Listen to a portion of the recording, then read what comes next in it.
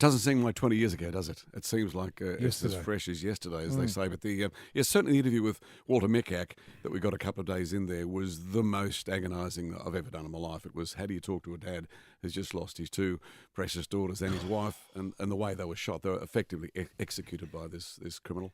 And so that was terrible. He was, and the thing, as with news, he agreed. I met his parents on the plane going down, and they used to be midday show viewers, and they turned around and saw me when we were going through security, and his mum just cried on my shoulder, and I knew that they had to be associated, and somehow 2 days anyway, on the plane down, they were turning around talking to me all the way down, and the next day he rang and said, "Look, we've got 60 journalists outside the house.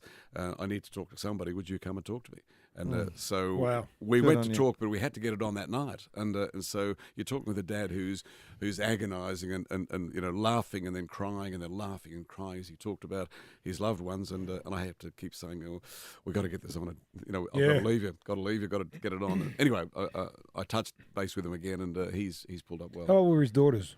6 and 3. But again, as the details came out in court of that they weren't just shot, they were executed by this bloke. So it was just terrible facts. How's he now, 20 years on? Has he rebuilt his life? Has he remarried? Has he got more children? Yep, he married a sports reporter from Channel 7 in Melbourne, and they've got a daughter who's about 14.